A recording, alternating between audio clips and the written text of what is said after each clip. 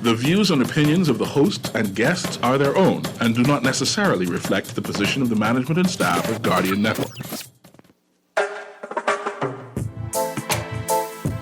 La la la la, la la la la la la la la, la la la la. Oh yeah, oh yeah, oh yeah, oh yeah, oh yeah. I represent the Indian people. I from Nassau, Bahamas, big up Bintan, bro. Boy, I from Bintan, bro. Right between West and Augusta, where them two roads meet, they call it Wilkinson Street. Good evening, Bahamas, and welcome to Guardian Radio 96.9 FM. I am your host, Valentino Brown, host of the talk show Inside the Inner City that comes on Guardian Radio every Friday at 6:30 to 8 p.m. My alias, most people call me Scoochie or Scrooge or Scroogey, and telephone numbers tonight on this wonderful station and wonderful show are 323-6232, 325-4316, 325-4259, and you can text us, powered by BTC, at 422-GR96. And I want to say special thanks again to the many listeners who listen to Inside the Inner City and Guardian Radio 96.9. And like I said, it's quite amazing to be walking around and hear people complimenting you, which I don't really want, but I really appreciate it because sometimes it just lifts up your spirit. You know, I'm doing what I'm doing for a worthy cause that can actually make a difference in the country. So I want to thank those individuals. I want to thank my good friend who is Chief Protocol Officer at the Ministry of Foreign Affairs, my good friend Terry Archer.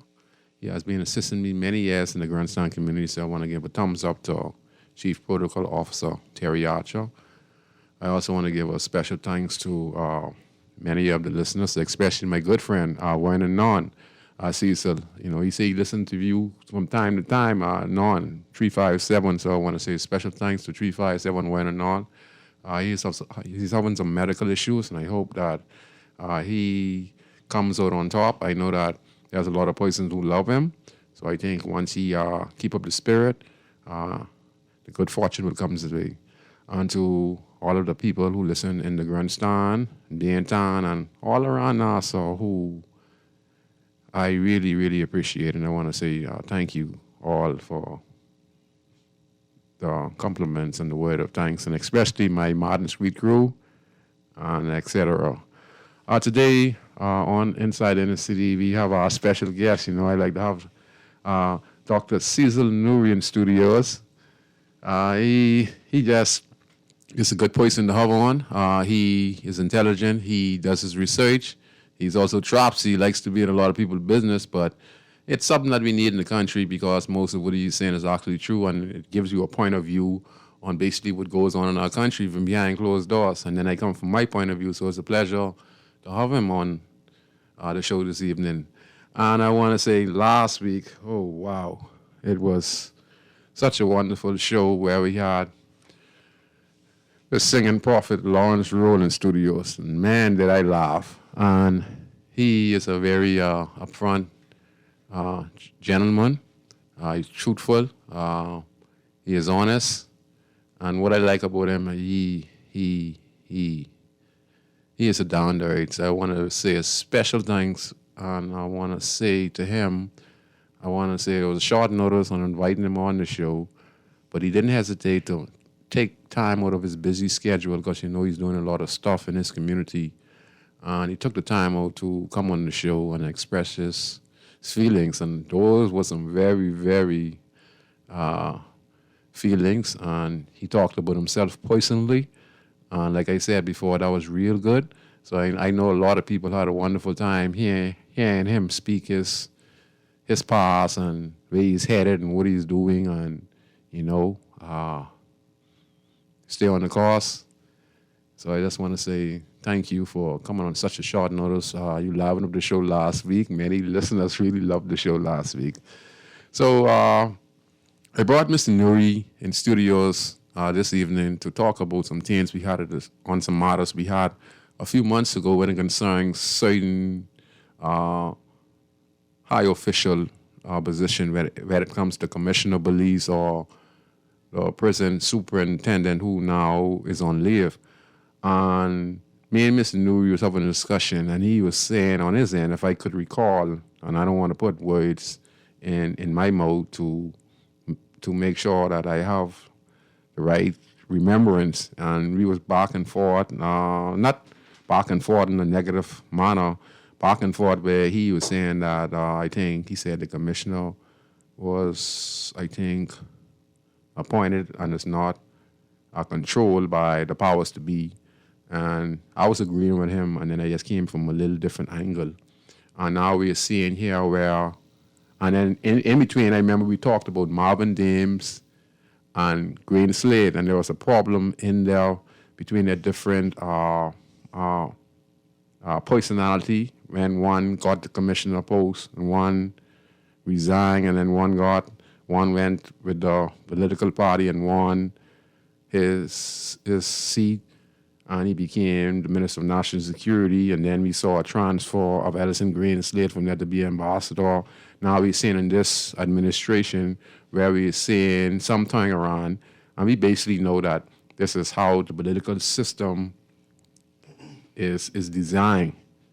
And I just want Mr. Nuri in here to come in here so we could piggyback and we could educate the general public. So, Mr. Nuri, I don't know if you could remember a few months ago we were on a show and we had a little discussion like that. Now we're seeing we don't know if it's a political move where the prison superintendent is being sent on leave because of a new incoming Minister of National Security. I think he was appointed under the former Minister of National Security, the Honorable Marvin Dames, who now is a civilian. And what do you think on the whole matter of this, Mr. Nuri? And if I'm correct, if I'm correct when I first stated, let me recall and make sure I was right. So let me ask, what you think? Okay, it's always good to be on your show. Yes, you was a great guy. For the invite. I always blush when you call me doctor. That's such a prestigious title, but I'll accept it. And I'll do my best to try to explain from my point of view what's happening. So we're talking about the commissioner of the prisons. Yes. Okay, not necessarily the commissioner of police. We refer to that. We could also go to that Okay, too. no problem. So the commissioner of the prison, from what I understand, Mr. is Murphy. appointed. Yeah, Mr. Murphy is appointed by the Prime Minister, not the Minister of National Security. And I know that you mentioned Marvin Dames, but no, the Prime Minister appoints him. Right, he serves at the pleasure of the Prime Minister, and that happens to be Mr. Murphy. Okay. Right, and you mentioned that it was appointed by the last Prime Minister, Yes. Mr. Minnis, Dr. Minnis. Yes. Right. So now we have a new government. Yes. Right, but the commissioner of prisons still remains. He remains until the Prime Minister decides to move him. That has not happened. He's doing a good job or adequate job, and the Prime Minister has made no motion or mention to move him. Right. Since then, we know that the commissioner of the prisons has been sent on leave, and then a letter was issued by the Minister of National Security explaining what happened, and the essence of that was that. It was basically alleged that he breached some protocol and some court order for a particular case, right? And that there was some criticism on the way he ran the prison in general, right? And this was lined out. The letter was signed by the permanent secretary of the prison, explaining what he's being. Detailed about why he's being relieved of duty for whatever time, pending investigation, whatever that investigation is. The conversation we were having was whether that can happen, and who can put the commissioner of prison on leave. And again, I said that he was appointed by the Prime Minister. Yes, you did and mention that. To have a new person replace him. Only one person can do that, and that'll be the Prime Minister again, right? And so I felt it's kind of awkward to have the commissioner of prisons be placed on leave without the prime minister knowing, right? So definitely, I would have to assume, one would have to assume that the minister didn't acted on his own recourse, but had the permission of the prime minister to make such a move. To proceed. Yeah, to with the matter. proceed. Mind you, we haven't had any commentary by the prime minister to say that he agrees. That's what he said. That's the intention. Recently, we see the prime minister in an interview mention that he is not aware of any. Let's see if I get the right word. Conflict of interest.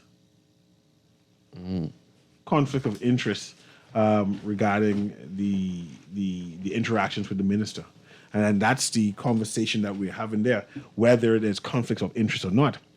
I see that the former or the current commissioner of prison has a lawyer after he'd been put on leave. Yes. He hired a lawyer, Ramona Farquharson. And Ramona Farquharson on several interviews, or two. I saw a few stated basically that it was improper.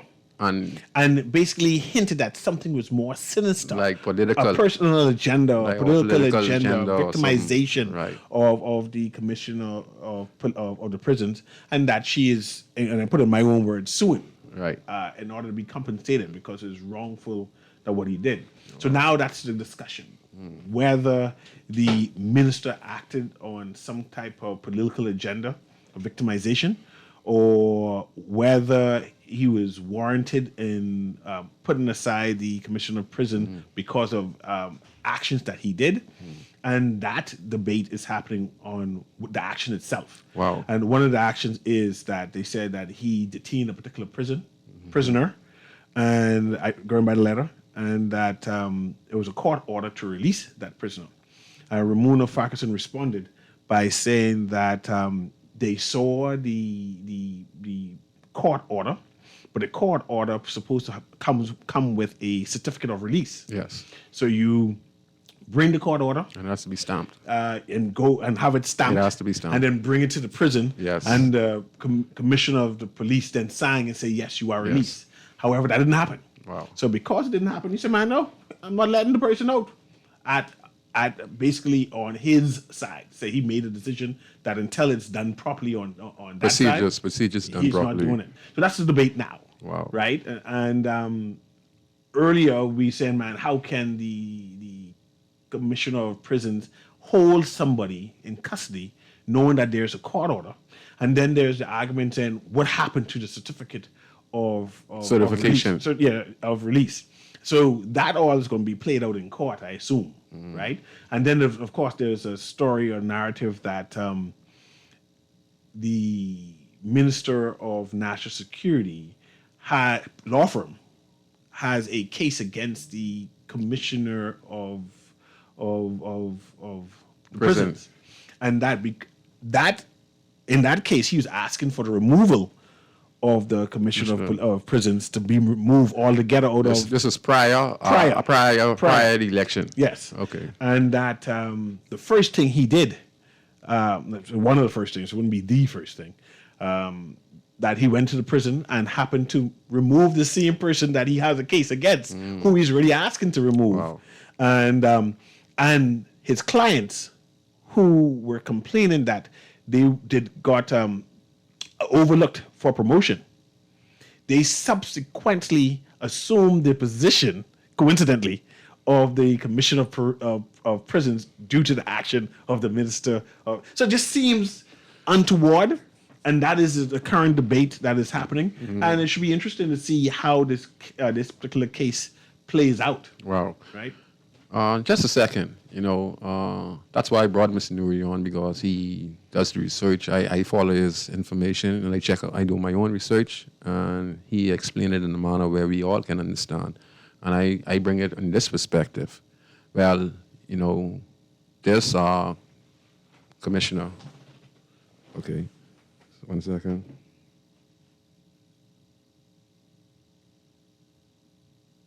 Okay, I'll do it for you. Yeah, this commissioner, I think he's only been commissioner now for what, 2 years? Yeah, about 2 years. It's 2 short. years. It's short appointment so far. Here's the thing. Now we're going to get a new commissioner. I'm not saying that's yes, going yes. to happen. But it just say if it do, because we see this scenario play out many times before. Many times before, we have seen this scenario, not only in the prison department, we are seeing it played out in the Bahamas Defense Force, the Royal Bahamas Defense Force, and Customs. So here's the thing now, we are looking now, not just saying, if the government decides to replace this Mr. Murphy, okay, and bring in a new commissioner, guess who this is hurting? It's hurting me and you. Listen why.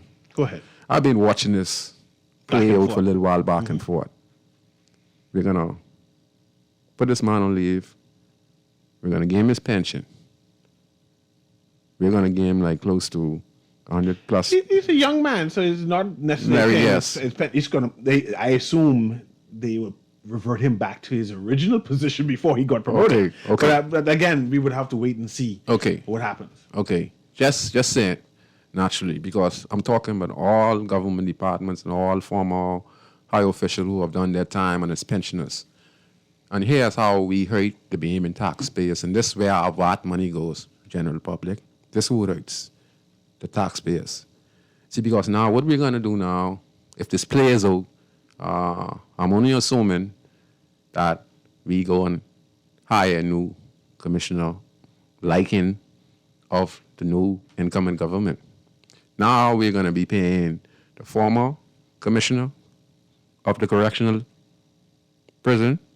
Now we're going to pay a new one, okay? What that does, sometimes I think it's a waste of money, because it seems to me that some people deserve the position that they get. But with all of this, economy is unstable right now. We're in, 10 billion in debts. We have what you call a large cabinet where we're going to pay a lot of permanent secretary. We rarely have any park benches in this new government. We're looking for retired or officers who were sent on leave, high officials who were sent on leave. They'll be resuming their particular position, whether it's assistant commissioner of police or whatever the situation is. We are actually milking the treasury on both sides of the table, in between of appointees from either the PLP or FNM, because this is how it seems, and this year is a problem for all of us, and we need to take a real look at this, because people don't understand the pension in this country. The pension would be paid out. The former prime ministers, like, for instance, let's say Perry Gladstone Christie, Honorable Perry Gladstone Christie. What do you think we're giving him as pension a year? Well, I don't know how much, but we are definitely paying him. Okay, and it's over $100,000+. We're doing the same thing, former Prime Minister Hubert Alexander Ingram. We're doing the same thing for anyone who served, I think, a tenure of 10, 15, 20 years in Parliament. Those who on government jobs, whether it's the police force, defense force, customs, immigration.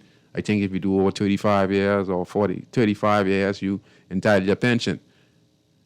Yes, these persons are deserving of their pension, but some of these people are getting called back because their political party is in power now, and they want those positions and those high-paying jobs that probably were given the same way when their party was in power and they were given the top job.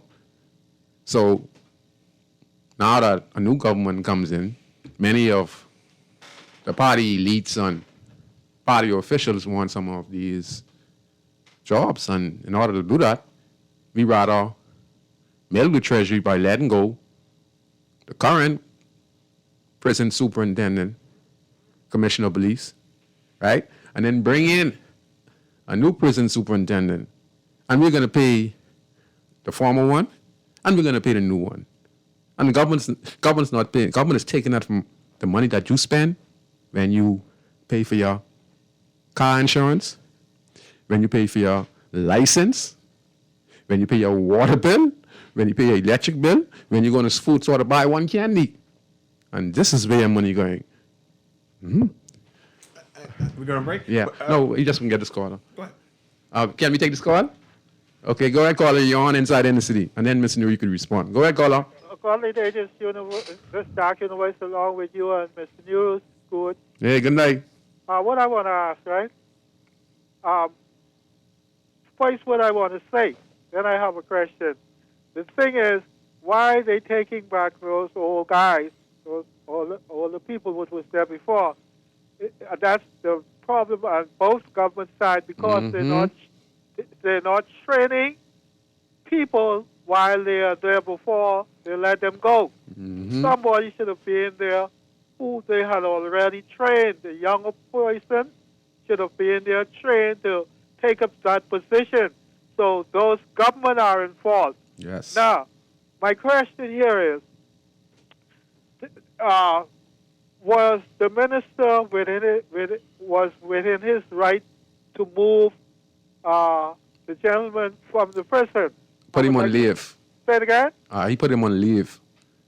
Was the minister in his rights to do that? Well, we're going to let Mr. Nuri answer it, then I'll give my take. Go ahead, Mr. Nuri. The minister's job is... I can hardly hear you, Mr. The Nuri. minister's job is to ensure that protocol and policy is enforced. And the minister interpreted what the commissioner of the prisons did was inappropriate and even unconstitutional. So he felt within his person that it was a matter of urgency let me ask you to something. put him on leave in order to investigate whether there was a breach. Okay. You understand, Bremen? No, let me turn up the radio, but you're a little bit so I can hear because I can't hear him through the phone. Okay. Go ahead. Okay, I was saying that it's the minister's job to make sure policy and procedures are followed. The minister determined that there was a breach and that one of the breaches may have been unconstitutional, that someone's constitutional rights was violated. So he made a decision, right? And now there's going to be a court order, court procedure in order to determine whether there was a breach by the minister or, in fact, that the minister acted appropriately, trying to protect the integrity of the prison and the integrity of the government. So that was the reason why he acted. Now, the issue is whether there was anything untoward in that pursuit. So that's what's happening now. Well, look here. Let me ask you something. If the minister had let him go because he found something untoward, he was in his proper position because the thing is, it could have caused government some more problems. Yes. And this is where the court comes in. And it'll That's be a right. court case. And because the commissioner of prison says He's under contract. And he's under contract. Under contract. And he's under and contract. he's performing his job and duty to interpret his role. And he's claiming that he interpreted correctly. And now the minister is saying that no, it was incorrectly. And now we have to decide who is correct. So that's So why. the court got to make that decision. Yes. You see, because Let me ask you something else. So if the guy had COVID, wouldn't that be a problem? And then we need to go and discover prison procedures And rules. Now, let's say that the guy was a serial killer, just making it up. If he is released, he will go and kill 1,000 people. And you saying that because he had COVID, he has a duty to be released. Think about it. No, he doesn't have to be released. And Put him we know that the prison is overcrowded. There aren't any free cells. We know that. So I hear you trying to say, why not put him in a place that doesn't exist? Right? Right. We know that it does not exist. Because prison was only made for 400 people. Yeah, and have thousands. And have thousands. It is only made for 400. We having 6 to 10 people in a cell made for 2 people, right? So I hear your concern, and I'm not sure if my mic got Yeah, or I not. think so. Well, what I'm going to say, I'm going to hang up after I say this. I think it's a complicated position because the person hadn't done what they had supposed to do, and if the minister did what he had done, I think he set an example someplace. Okay. Thank you. I'll listen to you all. Thank you very much. The mic is on. You can hear me? Yeah, yeah. It's a little low. a I'm little gonna check. way. I'm gonna see. I'm gonna check some. Okay. Yes. And, Yeah. and this is what the court is going to determine. This court is going to determine whether the prison commissioner acted within his right to interpret what happened. And the court is going to determine whether there was some kind of political agenda was afoot. And the court is going to determine whether the minister was acting appropriately in trying to protect the integrity of the prison. And that is why there is a lawsuit to determine such. And but I see they're saying why not, and I'm not sure why the COVID conversation is coming up, right? I don't know the protocols in a prison of what happens when one prisoner has COVID in an overcrowded prison, right?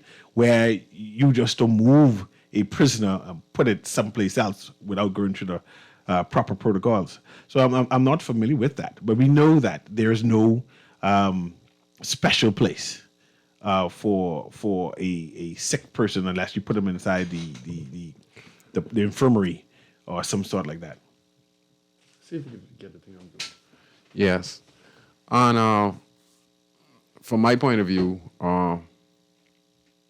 it's kind of time. I mean, like the general election just went 3 weeks ago. You talked about a model in the certain law firm that had the commissioner of prison, I think, looking to investigate a particular model. I would say 3 weeks after the general election, and now that we have a new Minister of National Security, Mr. Monroe, and now the commissioner is on leave.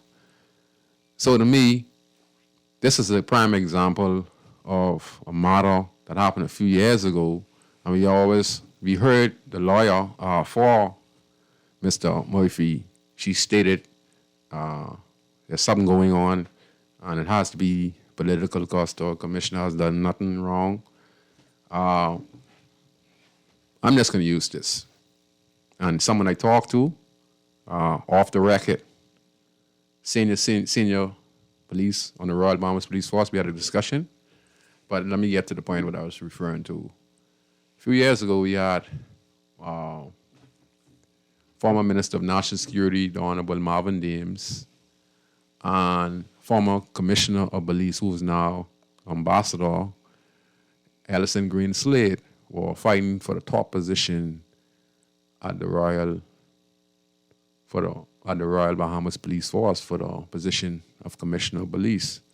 Both were sent away abroad to study. I think they went off for about a year. I think, Nuri, they went off for a year or a few months. They went to Canada to study. They went to Canada, and on their return, according to information I received, one is affiliated with the PLP, one is affiliated with the Free National Movement. They were vying for top position. Unfortunately, only one person can have the top position. Mr. Ellison Green Slade came out on top, was appointed Commissioner of Police. Marvin Dames stayed on for a few months. He was working at the airport as the top man for the airport. He was working for a hotel, actually. He still was working at the airport. Oh, okay. Yeah. And then he went to the hotel. Went to a hotel. Then he gone to Bahama, and then he decided to go in active politics, where he became the Minister of National Security. So what I'm saying is that he probably couldn't stand working under Green Slade, and he decided, hey, I'm not going to work on them, and he left. Went to Bahama and then became the Minister of National Security. When he came into power as the Minister of National Security, Ellison Green still was the Commissioner of Police. Then the talks came over with these same kind of talks, where they was having some type of back and forth, and then we heard Ellison Green Slade stepped down, and he was sent and promoted to be ambassador under Marvin Dames, at that time, the new Minister of National Security, all right? And he came back, and he promoted He demoted him as the commissioner of police, but he gave him a top job as an ambassador. So if you see in between the lines, there's political meddling. So we're going to take this call. We can take this call? Go ahead, caller. Hey, good day, Scroogy, and good day to Mr. Louis. Hey, man. Hey, guys, I don't know if that was a little error on one. I think Perry Christie appointed Ellison Green. Yeah, excuse me. right? Yes. That's what it means. Yes, you're correct. Yeah. So time as Marvin came in, he was Grinstead had already been appointed ambassador. Mm. Okay, but what I really called to say is that guys, we ain't gonna never see these meddling inside these areas with our politicians unless and until, in my view, that certain areas are elected just like the politicians, right? So it costs people, it costs the persons in these elected areas, to have to be subjected to the Bahamian people, that right, rather than the politicians, because an appointment, you could be appointed, and then they could what? Unappoint you, Yes. right? Yes. So at the end of the day, we really, I mean, I've been here all my life just like you guys, and I have yet to see any effective appointment in this country, whether they were commissioners of police, whether they were commodores, whether there was chief justices, right? The appointment that we get in this country, is strictly political, and it really has no benefit for the Commonwealth to the Bahamas. Because they're not qualified for the job. That's what you're saying. No, they not just that. They cannot. They are like handcuffed to actually do the job. Yes. Right? Because of the appointment, Yes. you only allowed to go so far. Yes. You're not allowed to run to 400. Only 100 meters. we Yeah, allow I you to understand. go. I understand. Right? So, I don't know. That's just my dream. I hope to see us voting for whether it be not the same time when we elect the politicians. Mm-hmm. We have our next election period for when we elect the officials of the government, and so that they wouldn't have to hang down their head when the politician come in the door. They could stand up and say, sir, all due respect, and by the law that and the authority that was given to me by the Commonwealth of the Bahamas, I think you need to stand down, right? But until we could reach that level, it can always be abused. It doesn't matter who is the government, right? It will always be meddling, in my view, in our uniform branches. You guys have a nice day. Thank you very much. You made a wonderful, wonderful, you gave a wonderful, wonderful answer. And you know something? There are some things we can't change. I just want to say that. Bahamian people, these certain matters that you see are unfolding in our eyes for our citizens, these are things that we cannot change. There are some things, even in your life, that you cannot change. And I know, Scroogey, I hear the frustration in your voice in terms of what is happening, what you're witnessing. Call it coming right now. And I understand earlier that you mentioned that we know that the country is going through some economic tough times, right? Yes. And that there's so much money we tend to be spending. The big cabinet, these positions that they're calling on is actually as if they don't taking the economy seriously or don't care about our concerns about it. These appointees are costing us. These appointees. And I heard you cry, and I'm hoping that the politicians are hearing the cry of the inner city, that we're watching, and we are not happy and we're not content of what is happening, and that the normal needs to be changed. Yes. We need to have a new direction. It needs to be a new day of what we're doing now. Yes. I want to mention also that the Commissioner of Police is a constitutional position, and that it's protected. So one cannot appoint and remove the commissioner of police willy-nilly, right? Because his position is to protect it. I think he may be the only one who can basically arrest a prime minister if he's doing a crime. Yes. That's how serious his position is. And that the Minister of National Security enacts policy, but the Commissioner of Police manages the police force, who hires, who gets promoted at a particular level, and I think at the officer level in terms of inspector and above, I think that goes to the governor general. But other than that, the promotion is done by the commissioner of police in general. And I think that this constant removal of the commissioner of police, It's a burden on us, man. It's a burden on us. on the Bahamian public. That's too much money we spending. We start questioning whether these are political appointees and not independently ran, and I think that should be a concern of the prime minister too, moving forward, because we are now watching what is happening, Yes. and we don't like it. We don't like it, don't like it. and we now question whether we should be having that type of respect, and I'm very much concerned about that. Okay. We can take this call.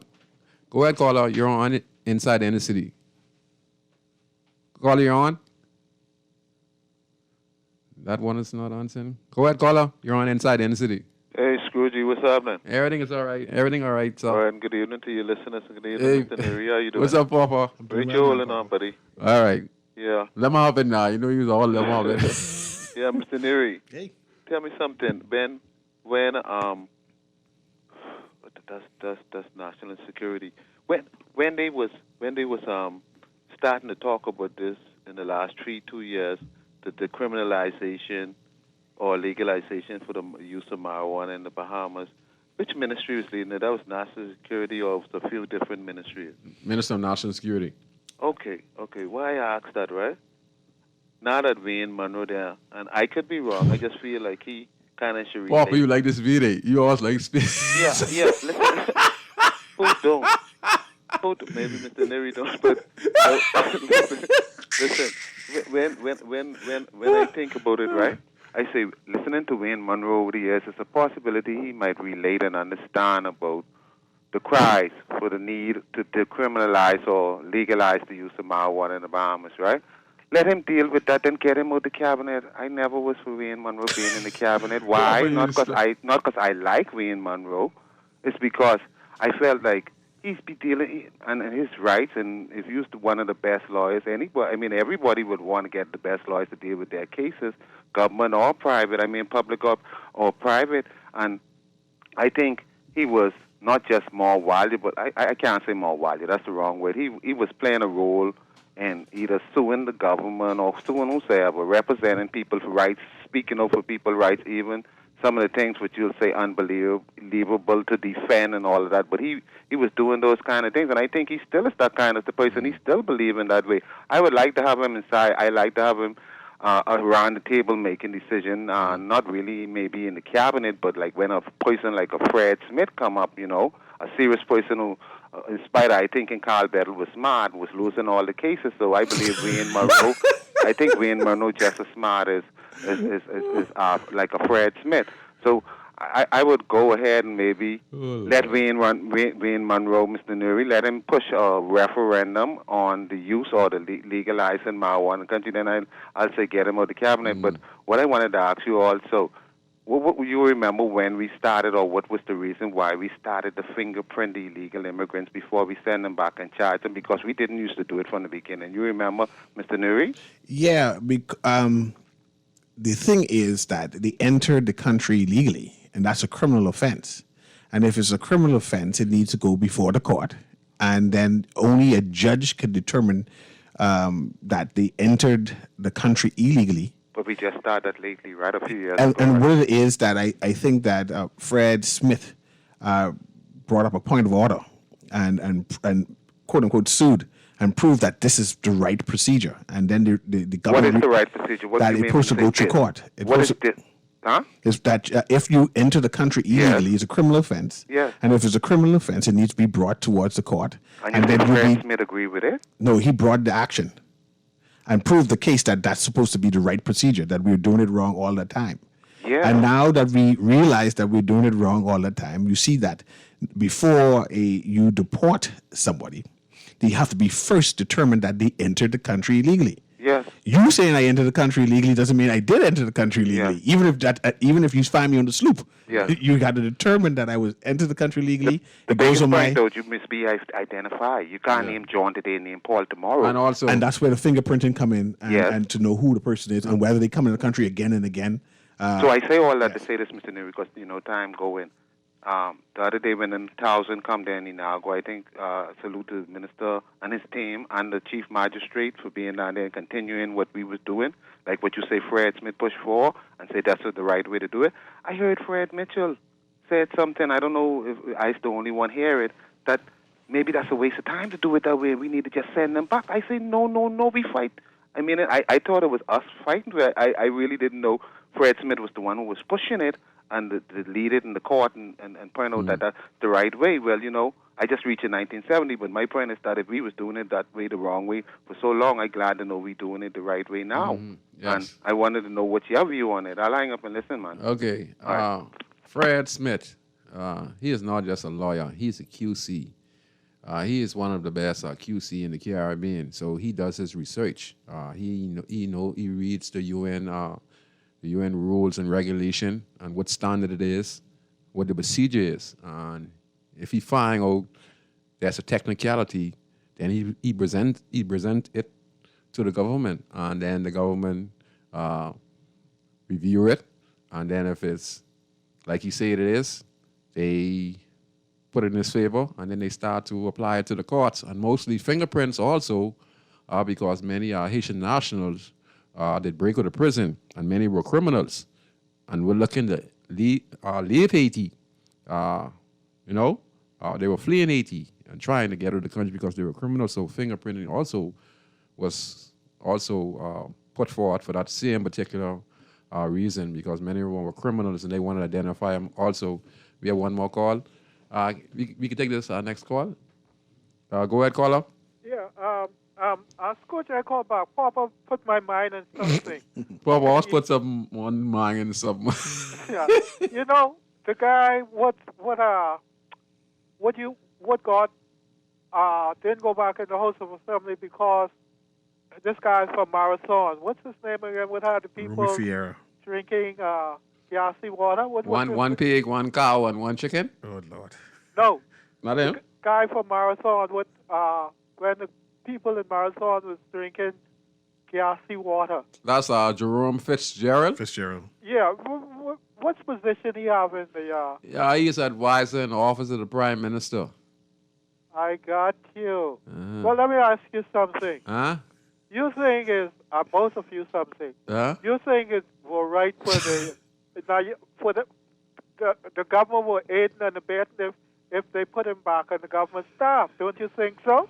We was talking. That's the same thing we were talking about now when we were talking about commissioner of the prison, and now we're seeing the former ministers who were involved in so-called scandals, who were defeated in the last general election under the Christie administration, and now that the Progressive Liberal Party is now the government of the country. They are, I used to say, rewarding their party members, because in order for you to have a party, you need guys as thousandaires and millionaires to support your party. You need places in key position in order to remain a strong party and a strong government. So definitely, and he's a strong member in the Progressive Liberal Party. But So the thing is, he getting the Bahamian people's money. He being paid by the Prime Minister of the country, even though he works for us, what we need to understand that he has to run a country, and he's going to run it the way he sees fit. Yep. And that's exactly what we're seeing now. Former Prime Minister, the Honorable Hubert Minnis, did the same thing in similar fashion. Brave Davis has to make sure that he has people in key position in order for him to be able to have some leverage. And then what the public are saying, well, Fitzgerald didn't care if we died in Marathon. It doesn't matter, because All of that is done once the election is over. We have a new government. But it's still on the people's mind. The people, it could be on the people's mind like we're discussing it now. We only hope that the powers to be hears us and has some type of compassion and understanding and see how they can proceed with the matter. You know, because what we asking for now, these things, some of these things are out of our control. This year is out of our control. Jerome Fitzgerald is out of our control. There's So nothing the we can do thing with is- that. The thing is, it's our money. It's not Fitzgerald money. It's No. not the Prime Minister money. Oh, yeah? A lot of people could have been dead, and that's the thing they got to put on the consideration. Set an example. 'Cause Yes. we are not pigs, whereby they throw food in the mud to them, and you just eat it. Hey, those guys got to behave in that House of Yes. Assembly. Yeah, we are human beings. Yes. And they are not only that, Yes. the government doesn't take care of us. Mm. You know, they may give us as handicap a couple of dollars, but it costs me. They don't know how we live. Let me put it simple. They doesn't know how we live. Thank you very and much. they got to consider the Bahamian people. Yes. And all of us are family one way and Yes. the other. So behave yourself and do the right thing. Thank you very much. Thank you. And to reply to that, yes, what we don't understand. And the caller is completely right. He's talking about, you know, how could we hire Jerome Fitzgerald? We didn't hire him. We hired the Progressive Liberal Party to win the general election. He is a party member. It doesn't matter what we say now because behind the scene, he is a party member.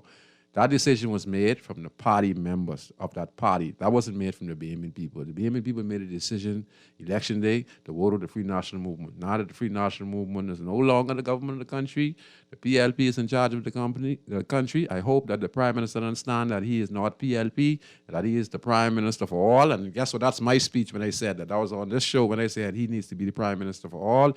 You're hearing that speech all over town because Valentino Brown knows exactly what you're supposed to be as a prime minister. You're supposed to be a prime minister for all. We're going right back into party politics. See, we're going right back into party politics again. We're going right back into it now. We're going to have disgruntled people from the next side now looking to try and regain the country again, but it's early. So we're going to see how this finds out. It's been 3 weeks. We're seeing some good progress by the Minister of National Security when it comes to parading the suspects before the court. I like how they repel that because I don't think you should be making a young guy a superstar, like he is some kind of superstar, just kill somebody or just did some horrible crime. So I want to compliment that. I also like the fact that they take away the fact that police can't pull you over no more concerning the COVID-19 protocol unless it's a criminal matter or a chase of a car. So yes, they need some restriction up. 12 o'clock is all good. They're making some moves. We're going to take this last call, and then we're going to have Ms. Nuri continue the show. Go ahead, caller. Nighttime talk radio is a way to relieve a whole lot of like pressure, you know. Yes, sir. Yes, sir. Hey, this is your baby, you know. We never hear these topics, you know, discussed so candidly Yes. in the daytime. Yes. You know, I think you know, one of our problems, you know, is this use of wisdom in terms of things we want to change, Yes. right? It's best to change them way before you have to change them. You know, but I think you know, it's an ongoing issue, you know, on the lack of shame among those who are politically connected. Yes. You know, they ain't got no shame at all. Put some new faces there. Leave the sad who was involved in the scandals over it and get the party to a different, you know. You know, but I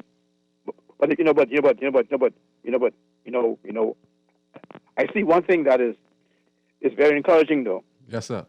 It seems that most of the persons who are like heading these different ministries, Yes, sir. it's almost as if their personality and past experience is suited is suited to where they are.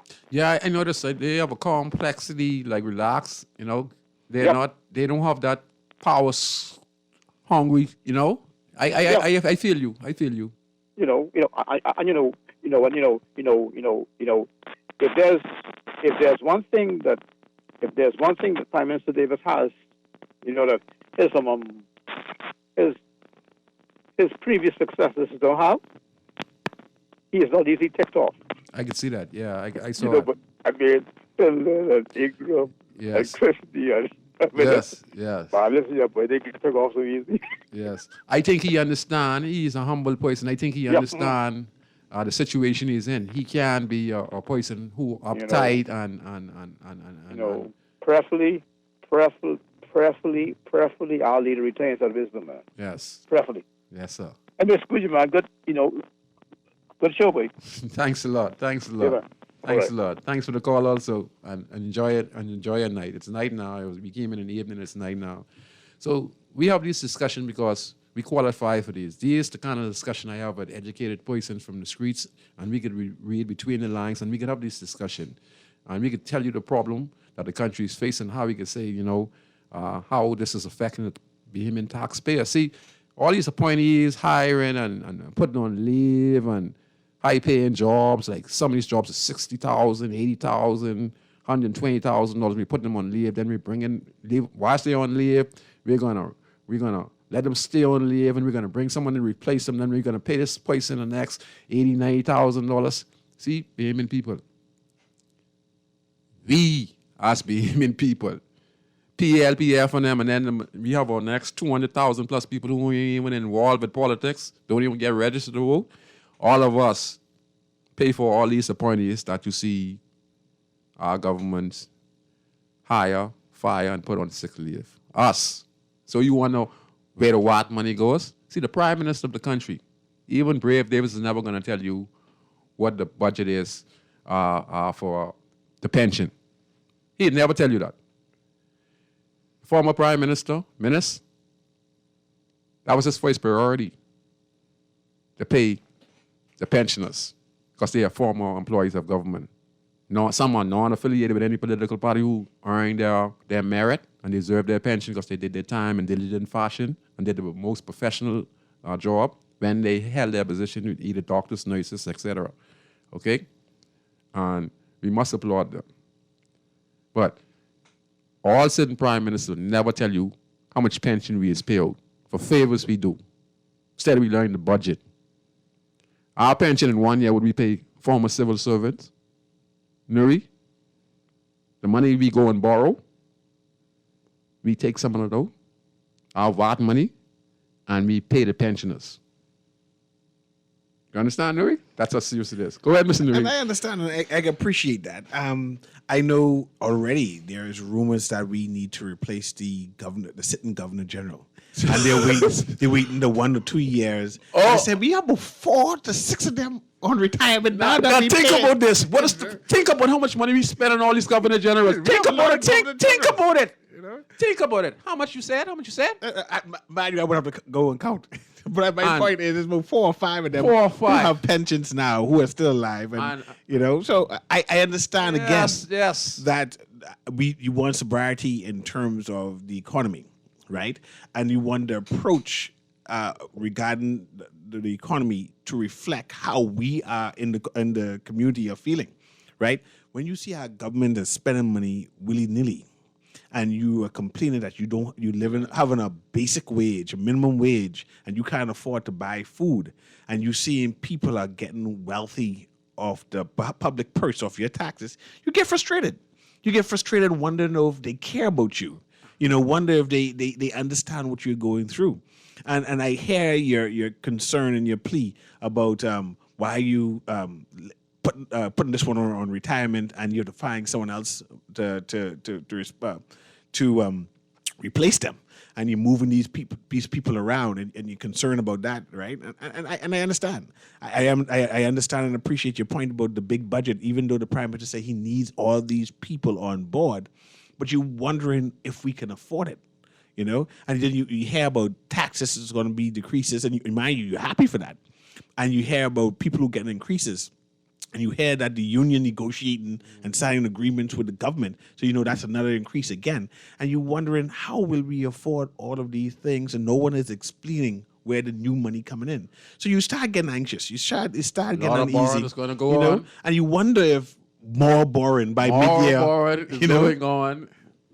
You know, so all of that, I understand. I understand your angst and the concern. See, I ain't been to college, all right? And I ain't been to no university. But my knowledge of being around former prime ministers, being around educated persons, I observative, and I'm very smart. And I can read the newspaper, and I can put things together. And I can tell you, in this country right now, this government is going to have to borrow big time in order to pay all those pensioners. Just to maintain salary. Just to maintain salary, all right? So you talking about 10 billion? This government is going to borrow. Now, I'm not saying nothing bad about the government. I mean, borrowing isn't bad, you know. Once we have the ability to pay and service our debt, it's cool. I cool with that. Yes. And I know we have these economists around the Caribbean now saying, hey, the Bahamas at that precipice that anything can happen. And I just want the approach be sober enough that when you are borrowing money, when you are promoting people, when you are having these big budget and big cabinet and offices and stuff like that, that you remember that we are going through some tough times, and that the Bahamian people also are going through some tough times, and they're watching and they're saying, man, what about us? You know, how will we be able to afford it? Why would my great-grandchildren should be paying for these things years later? And then that's all I'm asking. And an explanation or a plan for us to get these money. And Just explain it to me and I'll say, okay, I understand. I see what you plan to do. Right. And I know, and I'm going to tell you this. You just talk about all them former governor generals, Lady Penland, what is the next one in? Let me see if I can remember some. Turnquest.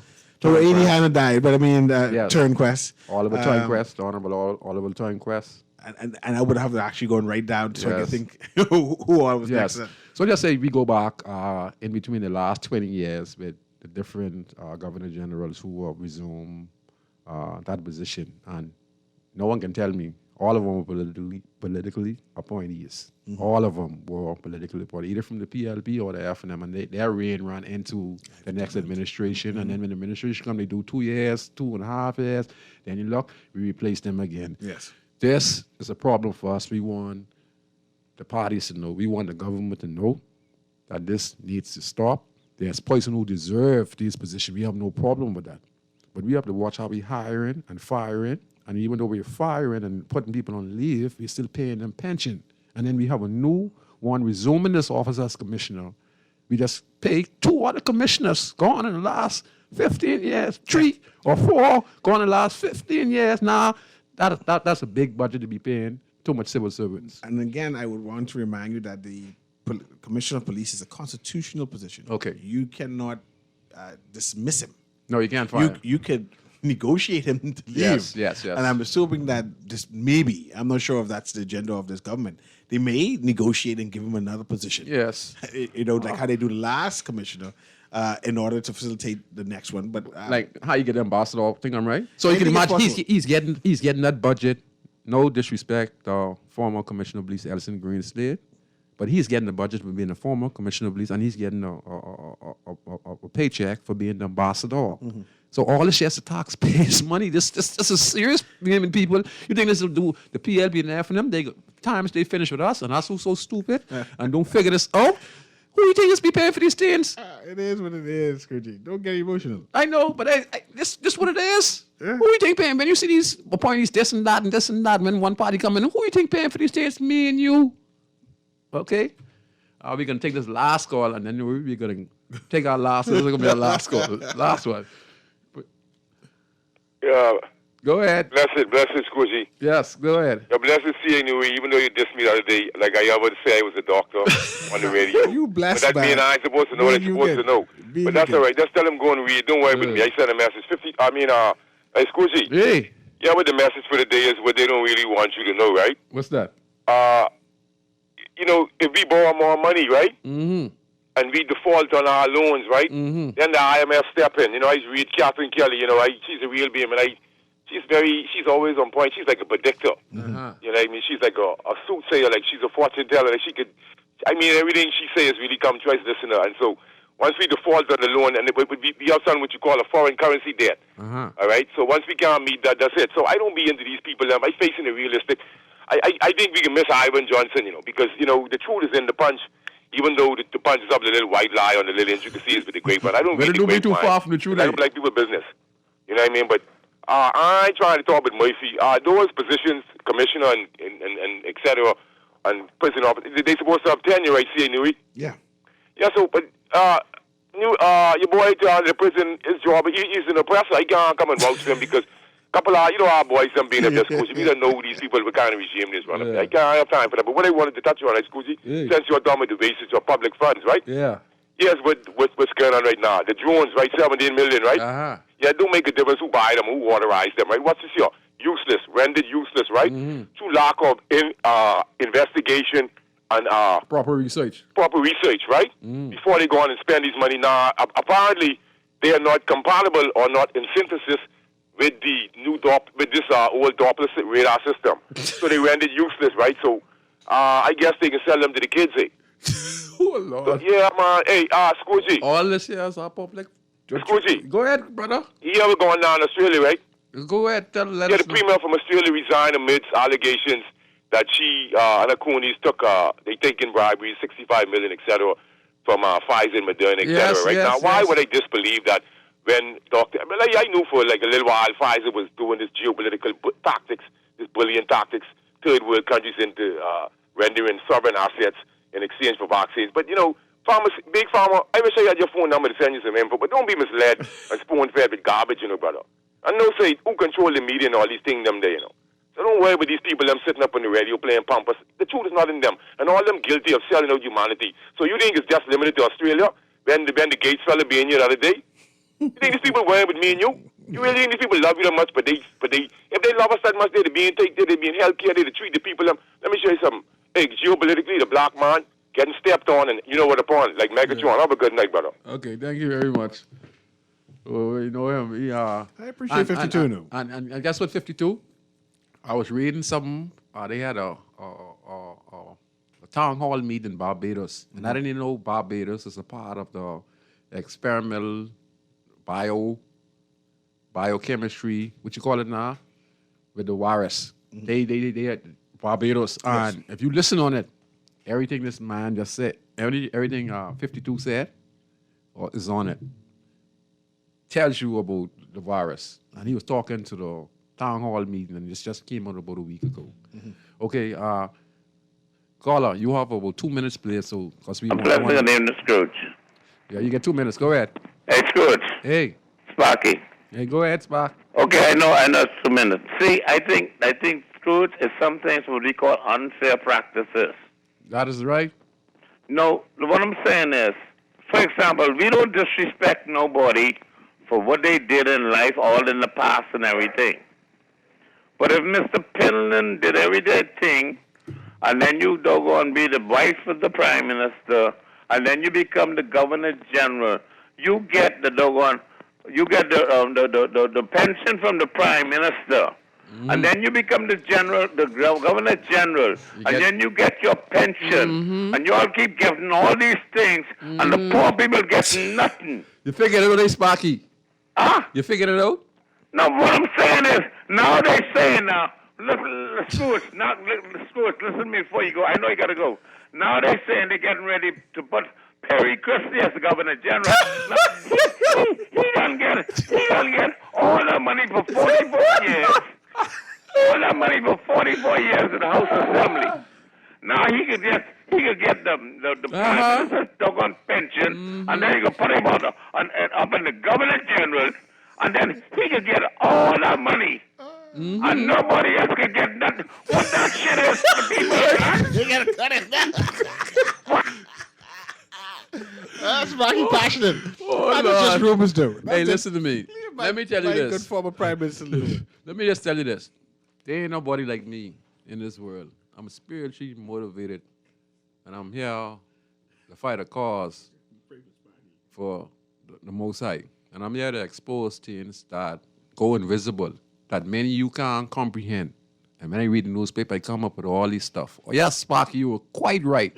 Former wife of Sir Lyndon Pinland. We're not being disrespectful to Lady Pinland now. Now, let me just say this now.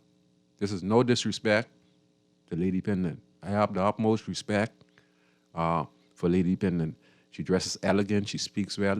She has a wonderful personality. She was a wonderful first lady for the Bahamas. She was a wonderful governor general.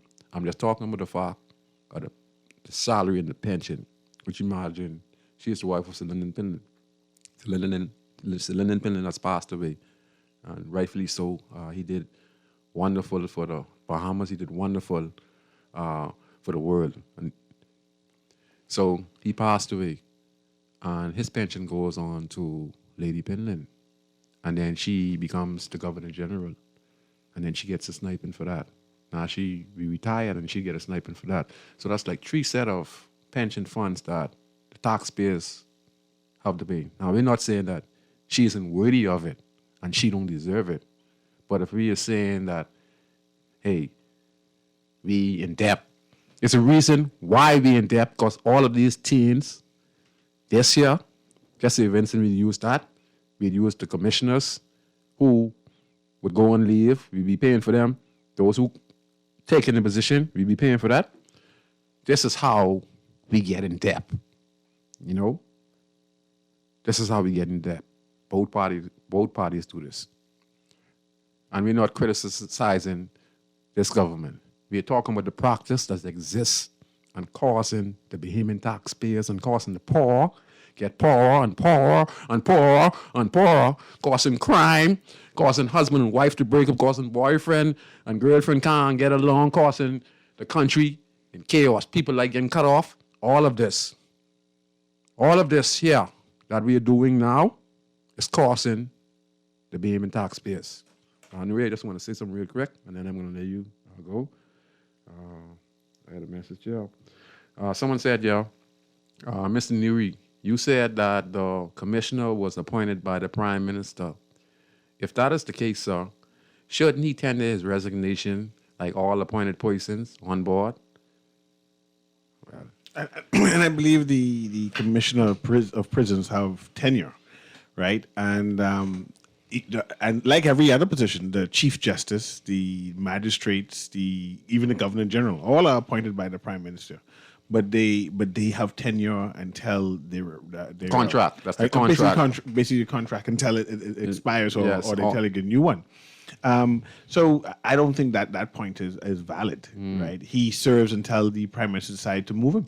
So there's no need to resign. He just work until the next one comes. And that one can decide if he keep him on. Keep him on. In most cases, they did it once. I saw it did it once. I think it was Marla Butler served on the two administrations. No, not Marla Butler. It was a different Governor General. But all the governors general serve under two administrations because they normally serve 1 year or 2 years and then replace them afterwards. That's right. But I just think there's a need to keep on retiring them so quickly. No, right. You know, especially when we have young and vigorous governor generals. You know, so, and we'd cut down on the budget because we'd have one there for a certain time. We'd be paying that one instead of paying 3-4 people. No, man, that's crazy. That's a serious budget. I think we want last call. Okay, a lot of calls today. Yeah, go ahead, caller. Yeah, good evening, Scrooge. Yeah, you bring up some important points, about how these monies just go and cause us to be in debt, And these things go bigger than political organizations, It's how people think mentally, Yes. Because watch this, when they swear themselves, and who they swear allegiance to? The Queen? It's a nowhere to swear towards even the Bahamas as a place or even the people here. Yes. And understand what I'm trying to say, because I won't stay long.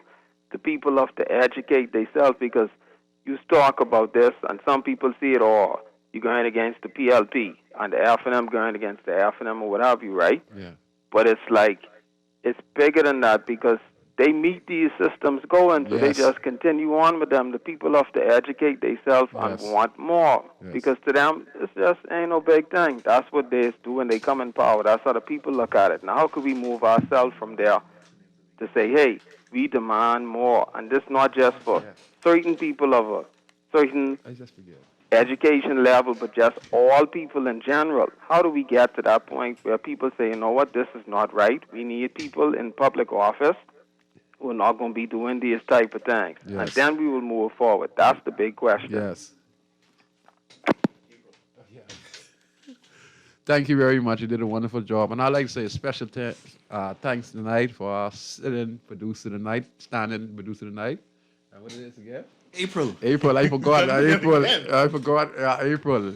She's doing a wonderful job here tonight on Guardian Radio, substituting tonight for Wally. And that's what Guardian Radio does.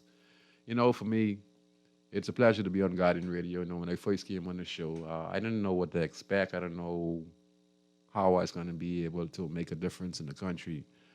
And you know what? I found my way. And I improve. And I want to keep on making a difference, especially these type of topics what no one is be talking about, and we explaining it, and I'm bringing educated person in who from the streets, and we're not taking no one side. We're trying to knock all the right buttons so that we could have a good understanding of what's going on in our country, and I think this is the most important. That's why I really thank Guardian Radio for having me on and giving me an opportunity to really view my opinions, you know, and talk about all the programs that I've been involved with over the years. You know, many people, you know, Nuri would just think I was a person off the streets, wasn't doing nothing. But I was working in this country even when I was a gangster to try. You were a gangster, man. Even when I was a gangster, I was trying to make improvements on how we could escalate the crime and violence and provide opportunity. You know, so I've been, I'm just pleased that I was able to make a difference on Guardian Radio, and for you guys to, especially all the callers who are calling in, for really enjoying the show, and my guests, you know, like Mr. Nuri and et cetera, over the course of the year. You guys are awesome. And I just want you to know that for me, honestly, to tell you the truth, if there's agenda I have, the only agenda I want is to see this country like how it was back in the 40s and 50s and 60s, when you could walk to a neighbor's house and, you know, eat to a neighbor's house, no bars, and, you know, not be trying to kill one another and arguing, and, you know, poverty and the filth, all old cars and et cetera, you know. I want to see the theaters around again, the Capitol theaters. I want to see the parks open again. I want to see husband and wife walking in the streets holding hands again with their kids, and, you know, and et cetera. Everyone is managing, you know, get an income of at least about $1,000 or $1,500 a week, and, you know, everyone is enjoying the Christmas holidays, and, you know, and et cetera, you know. People are getting along with one another, helping one another. You know, back in the days, everyone used to help one another build their house. Mm-hmm. Now, you know, you have to hire a company to come and build a house when we have carpenters and masons and everyone there, but where we are so dysfunctional now, you know, worrying our own individual life and so much drama, we forgot to be a village. You know, I want us to see. I want us. This is my only agenda, for us to have a village again. That's what I really want to see, for us to have a village again and see that family structure: husband, wife, kids, aunties, uncle, niece, nephew. And that's my greatest desire, and I hope that I continue to encourage people. I hope that what we are discussing today, especially this topic, shows you where we have to improve, especially when it comes to how we spend the Bahamian taxpayers' money for political, political friendship, instead of being wise and breaking down your budget, because we've done $10 billion. So go ahead, Mr. Nuri. Again, I appreciate every time you invite me here. We need to acknowledge that the inner city has opinions, yes. Right? We want to be involved in governance of the Bahamas, the proper governance of the Bahamas, and we want to challenge our government to do better and to do more, and that we expect more. Right. Before I go, I want to mention that the T-Birds Flyer Track and Field Club, a community outreach, is having a free breakfast on tomorrow, October 9th. And they're having free breakfast from 8 o'clock to 11 at the C.H. Reeves Junior High School. And that was the T-Bird Flyers Track and Field Club Community Outreach Program. And they tend to do that often. And they just want to invite anyone who's interested in passing by at Montel Heights community, in the Montel Heights community at C.H. Reeves. Just come along and take advantage of the breakfast they're serving out there today. You could repeat it one more time for anyone That's the listening. T-Birds Flyers Track and Field Club Community Outreach Program. They issuing out free breakfast in Montel Heights community. And that's for tomorrow, October 9th. And that's 8 a.m. to 11 a.m. at the C.H. Reeves Junior High School. You know, I'm all for that community stuff. Anything deals with the community and getting people together, that's the village that I talk about. You know, I want to see this Bahamas get back to where it was, you know. Even when I was growing up, we had a family structure. As rough as and tough as it was, we still had a family. Interject, but when your basketball tournament, you know, I waiting for your basketball tournament. Okay. We're getting ready to set up now. We're getting ready to hit set up in December. December. So yeah, the basketball tournament. Yeah, December. You know, on Hayes Street Park. Yeah, we're looking at December. Stomping ground. Yeah, we're looking at December 12th. We're looking to do our first basketball tournament in the last 2 years because the kids are really, really miserable. You know, they're all about on the streets with the shortcuts, and I can't stand it. You know, I can't take it. You know, some of them are going to straight train rocks and fighting in the streets and stuff like that. When we have these programs in the community, Lenahan Bahamas with Sheila Pritchett and Mitzi, and etc., we were able to split the kids up. Salem Union with us, a few former assistant commissioner of police, Mr. Ferguson, at the Big Harvest Community Center. He'd have some of the kids. I'd have some of the kids on the park. Lenahan Bahamas have some of the kids.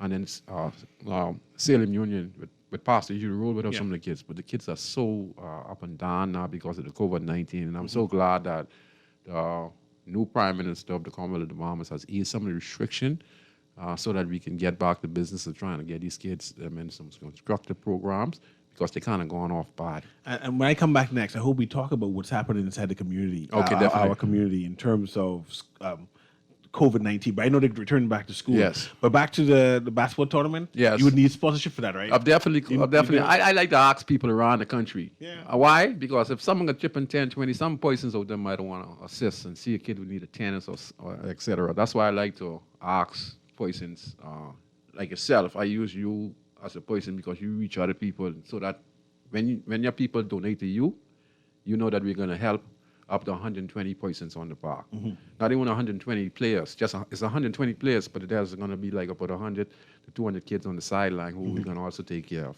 So it's more about the kids, and we're really trying to get started again. I'm excited. I mean, every time you put it on, I try to get some sponsorship to make sure it comes off well. So we write the flyers up sometime next week, and then we start to see how we could get those who listening to just be a part of something great. And we want to also provide healthy living for the kids, because many of them are they are eating bad. Some of them get obesity. You could see it. A lot of the kids now are just being eating bad. Just chips and no fruits, no vegetables. That's what happens when you live in the inner city. Whatever quick food you can get, you take advantage of. Yeah, and with this COVID-19, and we have to build up our immune system and etc. This is bad for us. This is bad. This is bad for us all over now. So this is bad for us. That's why it's so important that we invest in the inner city communities and in the country at large.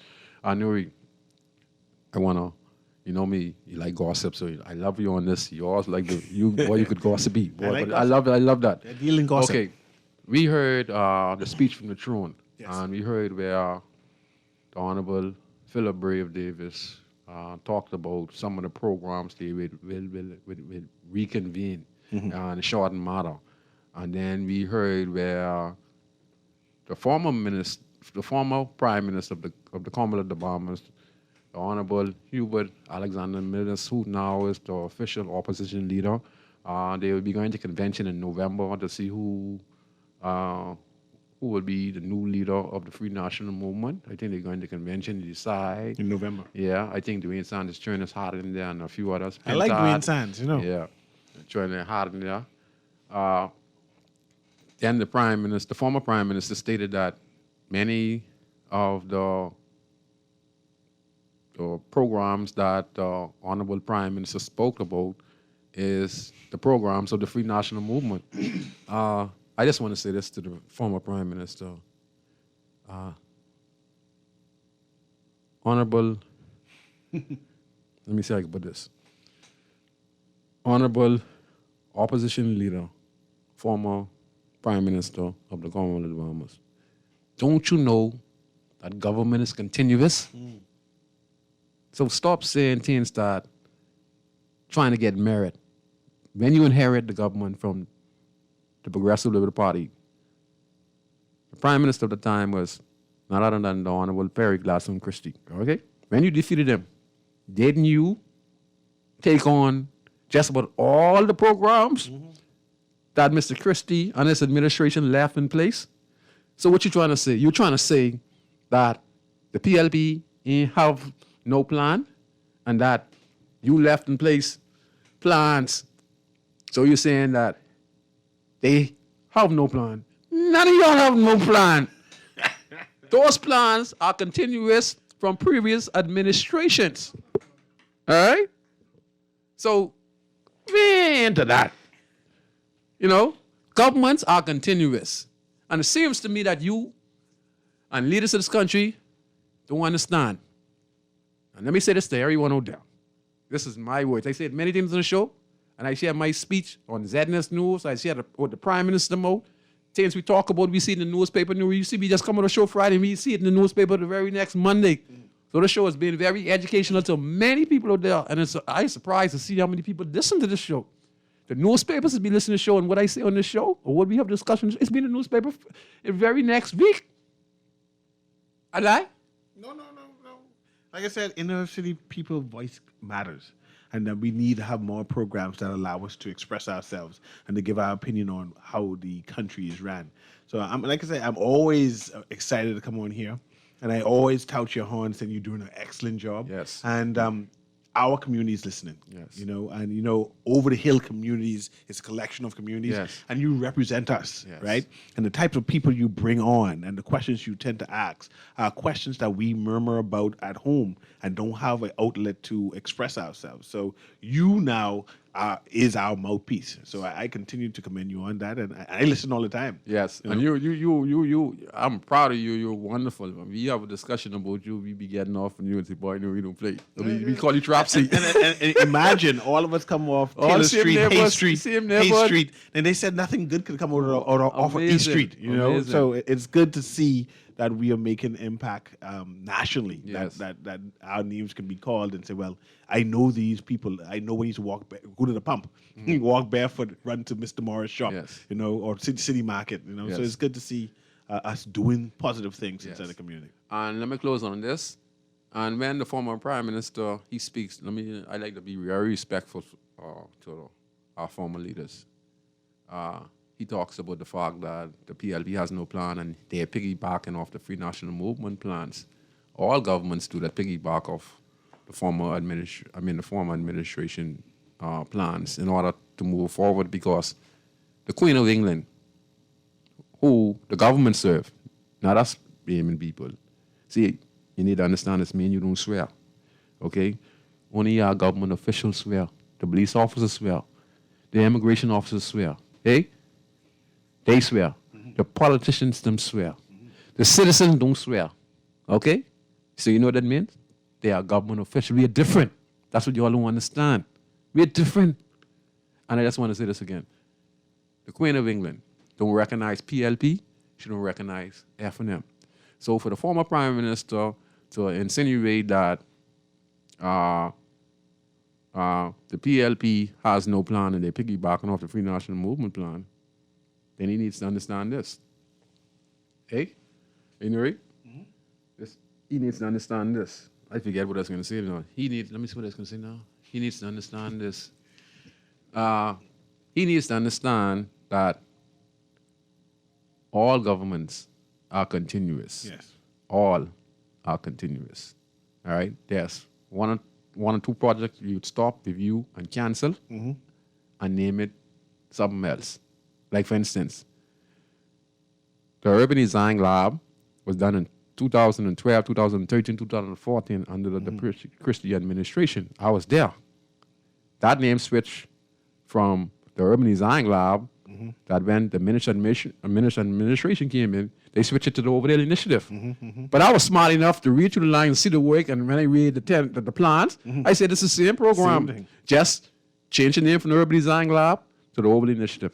I just praying and hoping that this Prime Minister continues the Overland Initiative because it started under the former administration under Mr. Christie as the Urban Design Lab. Under the former director of Office of the Prime Minister, Ms. Virgil Roll, who is now a director at the Life of Key Foundation. Okay? So I hope you guys enjoy the show. We only speak for the Bahamian people. We speak on things that are invisible and that are affecting us. Nuri, you want to say something real quick? I'm just glad to be here. I can't wait till you invite me back. Of course. Nuri, you're doing a wonderful job. Keep up the Tropsy stuff. You're doing an awesome job, and you and Naja Black and your whole platform is just awesome. So I want to say thanks to our producer tonight, Miss April, who did a wonderful job here producing tonight. And to all of our guests and listeners, especially Garvin. Garvin, I remember you calling a few weeks ago, and I want to give a special request out to my friend Warren 3579. I hope on a healthy and speedy recovery, my brother. And to all those who live in the Grandstand, Martin Street area, and the inner city community, I want to say, enjoy your night. See you next week on Inside the Inner City. I from Nassau, Bahamas, big up in town, bro. Boy, I from Dayton, bro. Don't take no back talk, no bribe or no joke. If you find fire.